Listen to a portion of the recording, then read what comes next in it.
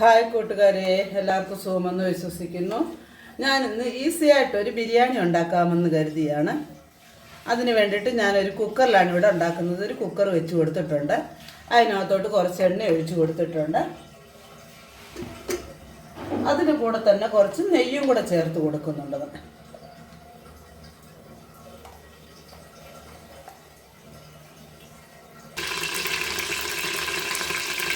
ഇതിപ്പോൾ ഭയങ്കര തണുപ്പായ കാരണം നെയ്യെല്ലാം അങ്ങ് കട്ടിയായി പോയി.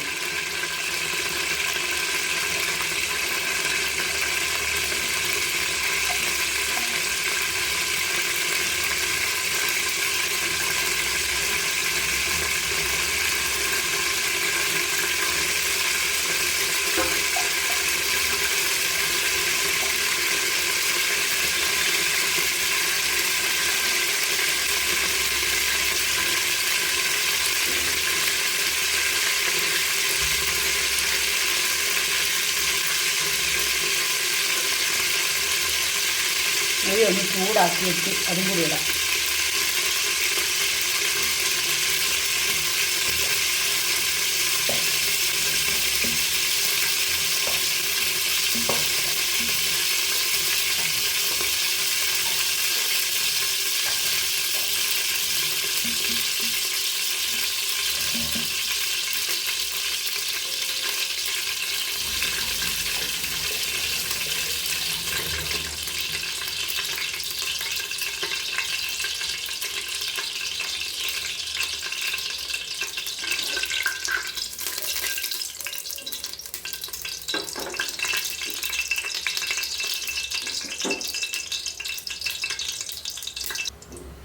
എണ്ണ ഇവിടെ ചൂടായിട്ടുണ്ട്. നമുക്ക് അതിനകത്തോട്ട് ഇച്ചിരി സ്പൈസസ് ഇട്ട് കൊടുക്കാം. ഏലക്ക, കറിയാമ്പൂ, സ്റ്റാർ അനീസ്, കറുവപ്പട്ട, ഇത് ഇത്രയും നമുക്ക് ഇതിനകത്തോട്ട് ഇട്ട് കൊടുക്കാം. ഇതൊന്ന് മൂത്തതിന് ശേഷം നമുക്ക് ഉള്ളി ചേർത്ത് കൊടുക്കാം.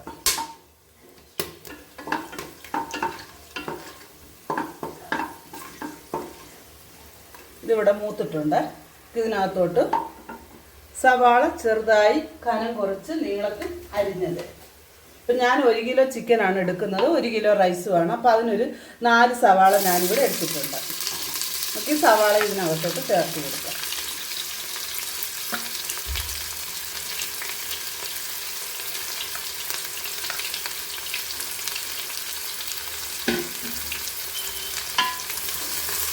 നന്നായി നമുക്കിത് വഴറ്റിയെടുക്കണം.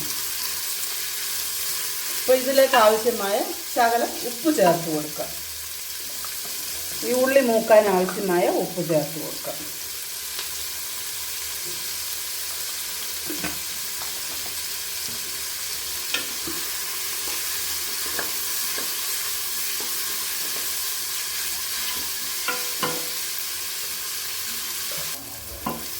നമ്മുടെ ഉള്ളി അങ്ങനെ ഒരു 3/4 ഭാഗം വഴന്നു വന്നിട്ടുണ്ട്. ഞാൻ അതിനകത്തോട്ട് ഇച്ചിരി ഇതിനാവശ്യമായ ഇഞ്ചി വെളുത്തുള്ളി പേസ്റ്റ് അത് ഞാനിവിടെ ചതച്ച് വെച്ചിട്ടുണ്ടായിരുന്നു. നമുക്ക് അതും കൂടെ ചേർത്ത് കൊടുക്കാം.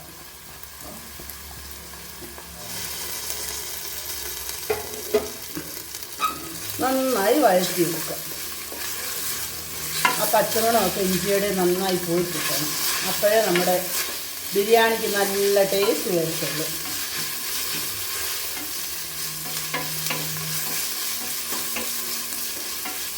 നെയ്യ് ഇച്ചിരി ഒഴിക്കണം. ഞാനിവിടെ ചൂടാകാൻ വെച്ചിട്ടുണ്ട്. ചൂടാകുവാണെങ്കിൽ ഒന്ന് ചൂടായ ഇച്ചിരി ഒഴിക്കാം ഇതിനകത്ത്.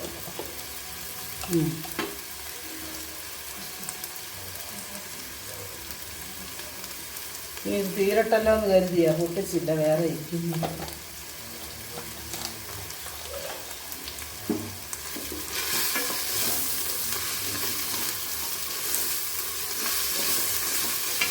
നന്നായി ഒന്നും കൂടി വഴന്നു വരട്ടെ.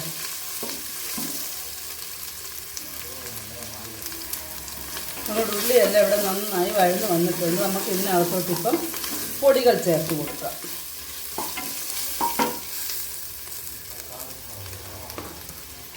മുളക് പൊടി ചേർക്കാം. നമുക്ക് ഞാനിപ്പോൾ 1 കിലോ ചിക്കനാണ് എടുത്തേക്കുന്നത്. അപ്പോൾ ഒരു 2 സ്പൂണ് മുളക് പൊടി. കാശ്മീരി ചില്ലിയാണ്, ഒത്തിരി എരിവൊന്നും ഇല്ല.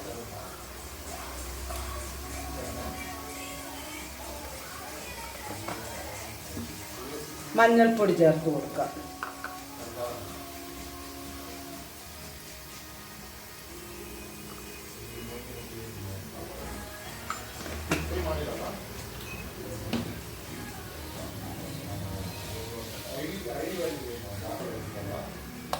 ഗരം മസാല ചേർത്ത് കൊടുക്കാം. ഞാൻ ബിരിയാണി വെക്കുമ്പോൾ ഞാൻ അതിനകത്തോട്ട് പിന്നെ മല്ലിപ്പൊടി ഇടത്തില്ല കേട്ടോ. കുട്ടി സ്പൂണാണ്, അതുകൊണ്ടാണ്. ആവശ്യത്തിന് നമ്മൾ ഗരം മസാല ചേർത്ത് കൊടുത്തു. നന്നായി ഒന്ന് ഇളക്കി കൊടുത്ത് ഈ മസാലയുടെ പച്ചമണം എല്ലാം ഒന്ന് മാറിക്കിട്ടണം.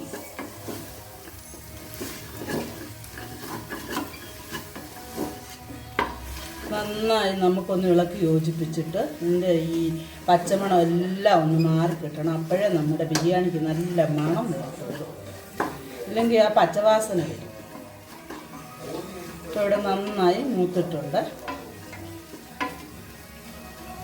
ഇനി നമുക്കിതിനകത്തോട്ട് തക്കാളി ചേർത്ത് കൊടുക്കാം. ചെറുതായി അരിഞ്ഞ് ഒരു 3 തക്കാളി. ഇത് നമുക്ക് നന്നായി വഴറ്റിയെടുക്കണം. വഴറ്റി ഇതിനകത്ത് എണ്ണ തെളിയണം. എണ്ണ തെളിഞ്ഞെങ്കിലേ നമുക്ക് നമ്മുടെ ബിരിയാണി സൂപ്പറായിട്ട് വരത്തുള്ളൂ.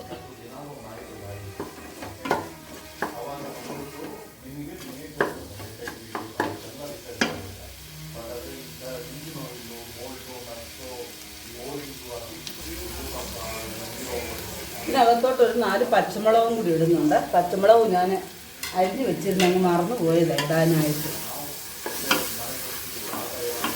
അപ്പം നമ്മുടെ ഈ ഇതെല്ലാം വെന്തുടയുമ്പോഴത്തേക്ക് പച്ചമുളകും മൂത്ത് പോകും. ഇനി ഇതിനകത്തോട്ട് നമുക്ക് 1 കപ്പ് മല്ലിയിലയും 1 കപ്പ് പുതിന ഇലയും ചെറുതായി ഞാൻ അരിഞ്ഞിവിടെ വെച്ചിട്ടുണ്ട്. ഇതേണ്ട, നമുക്ക് ഇതും കൂടെ ഇതിനകത്തോട്ട് ചേർത്ത് കൊടുക്കാം.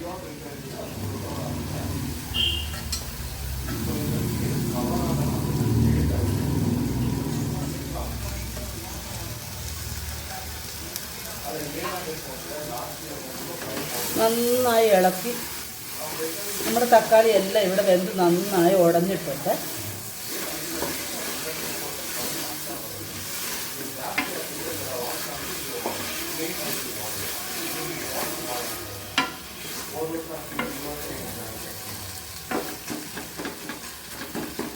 നമ്മുടെ തക്കാളി എല്ലാം ഉടഞ്ഞ് എണ്ണ തെളിഞ്ഞ് വന്നിട്ടുണ്ട്. ഇതിനകത്തുനിന്ന് നമുക്കിതിനകത്തോട്ട് ഇനി ചിക്കൻ ഇട്ട് കൊടുക്കാം. നെയ്യ് ഇങ്ങനെ ഉരുകി ഉരുകി വരുന്നതേ ഉള്ളൂ.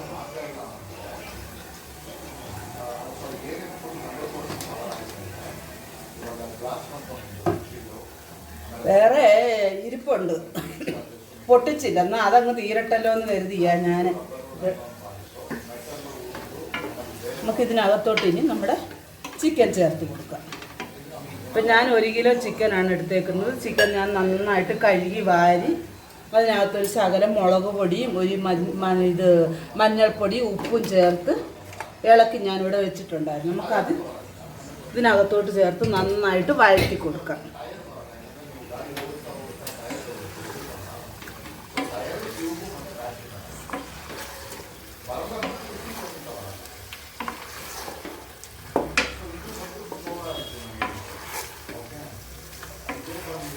നന്നായി ഒന്ന് വഴറ്റിയെടുക്കാം.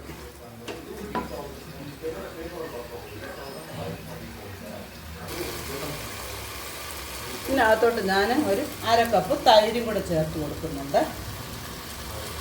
എന്നിട്ട് നമുക്ക് നന്നായി ഒന്നും കൂടെ ഒന്ന് വഴറ്റിയെടുക്കാം.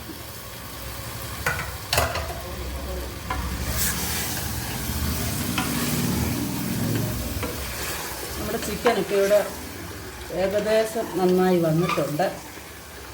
1/4 ഭാഗത്തോളം വഴന്ന് വന്നിട്ടുണ്ട്.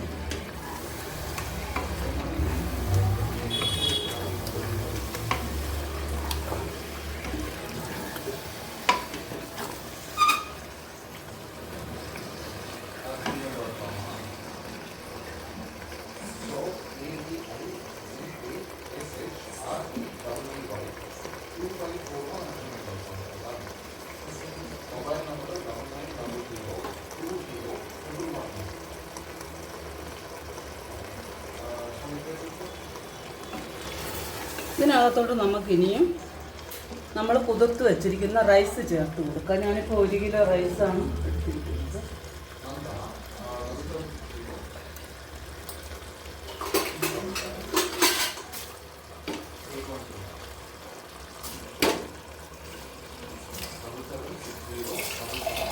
ഞാനൊരു 20 മിനിറ്റ് കുതിർത്ത് വെച്ച റൈസാണിത്.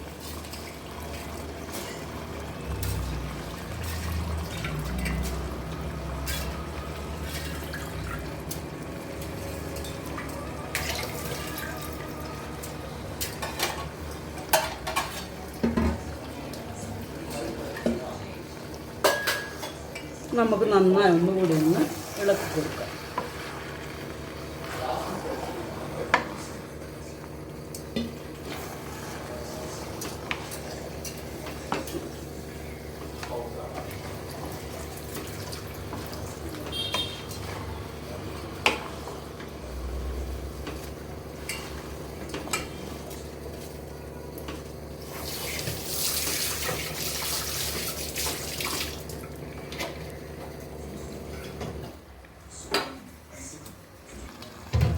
ഞാനിവിടെ ഗ്ലാസ് കണക്കിലാണ് അരി എടുത്തത്.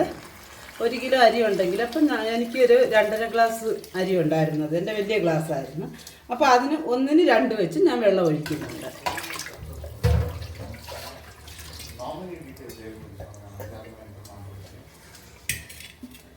വെള്ളം ഒഴിച്ച് നമുക്ക് നന്നായി ഒന്ന് ഇളക്കി കൊടുത്തിട്ട് ഇനി ആവശ്യത്തിന് ഉപ്പും കൂടെ ഒഴിച്ച്, ഇപ്പം നാരങ്ങ നീര് വേണമെന്നുണ്ടെങ്കിൽ ഒരു നാരങ്ങയുടെ നീരും കൂടെ നമുക്ക് പിഴിഞ്ഞൊഴിക്കാം. ഇപ്പം ഞാനിവിടെ ചേർക്കുന്നുണ്ട്.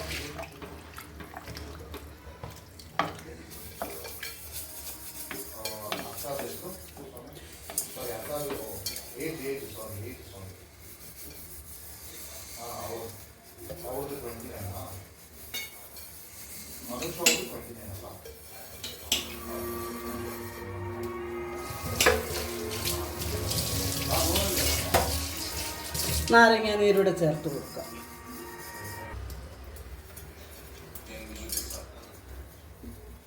ലെമൺ ജ്യൂസ് കൂടെ. നമ്മൾ തൈര് ഒഴിച്ചിട്ടുണ്ട്, തക്കാളി ഇട്ടിട്ടുണ്ട്. എന്നാലും ഇച്ചിരി ലെമൺ ഒഴിച്ചാലാണ് നമ്മുടെ അരിയൊക്കെ പൊടിയാതിരിക്കും.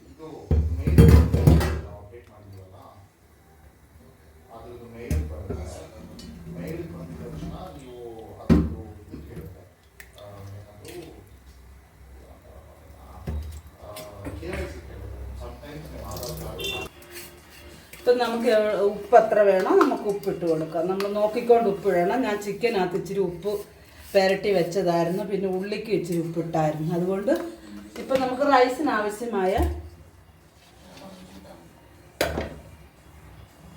ഉപ്പിട്ട് കൊടുത്തിട്ടുണ്ട്.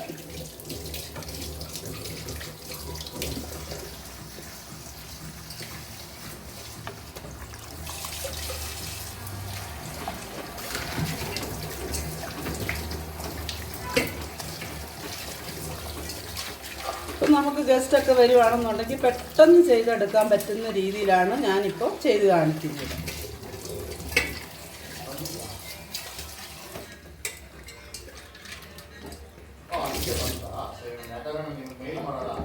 ശകലം കൂടെ ഉപ്പ് വേണം, ഇച്ചിരി കൂടെ ഉപ്പിടാം.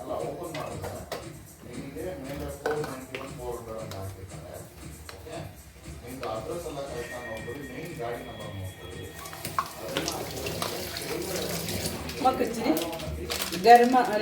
ബിരിയാണി മസാലയും കൂടെ ചേർത്ത് കൊടുക്കാം.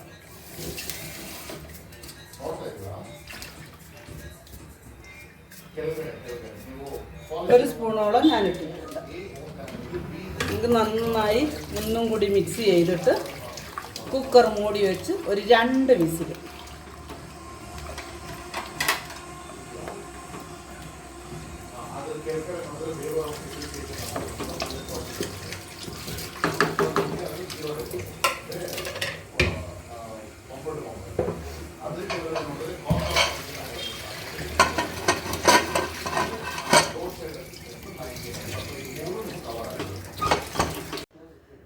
അങ്ങനെ നമ്മുടെ കുക്കർ ബിരിയാണിയുടെ വിസിലെല്ലാം പോയിട്ടുണ്ട്. നമുക്കിതൊന്ന് തുറന്ന് നോക്കാമേ.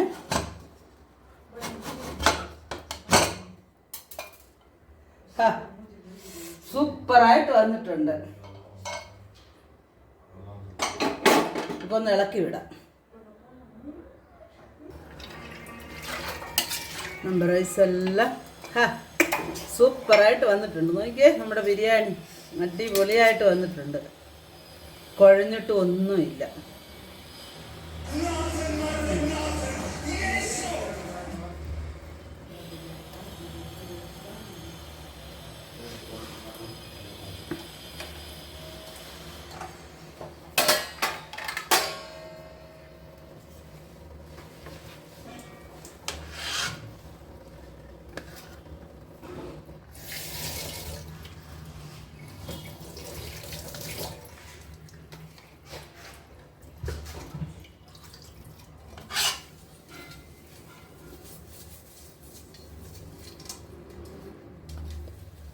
അങ്ങനെ നമ്മുടെ ബിരിയാണി ഇവിടെ അടിപൊളിയായിട്ട് വന്നിട്ടുണ്ട്. നോക്കിക്കേ കൂട്ടുകാരെ, എല്ലാവർക്കും ബിരിയാണി ഇഷ്ടമായിരിക്കുമെന്ന് കരുതുന്നു. ഇതുപോലുള്ള നല്ല നല്ല റെസിപ്പിയുമായി വീണ്ടും കാണാം. എല്ലാവരും ഒന്ന് ചെയ്തു നോക്കുക. ഫസ്റ്റ് ചെയ്തു നോക്കിയിട്ട് ഫീഡ്ബാക്ക് അറിയിക്കുക. അടിപൊളി ടേസ്റ്റാണ്. കണ്ടിട്ട് എനിക്ക് വായിക്കകത്ത് വെള്ളം വരുന്നുണ്ട് കേട്ടോ. എൻ്റെ ഒരു ഫ്രണ്ട് ഇവിടെ നിൽപ്പുണ്ട്. പുള്ളിക്കാരി എന്നോട് പറഞ്ഞ് ആൻറ്റി അടിപൊളിയാന്ന് പറഞ്ഞിട്ടുണ്ട്. നിങ്ങളും ചെയ്ത് നോക്കുക. വീഡിയോ ഇഷ്ടമായാൽ ലൈക്ക് ചെയ്യുക, ഷെയർ ചെയ്യുക.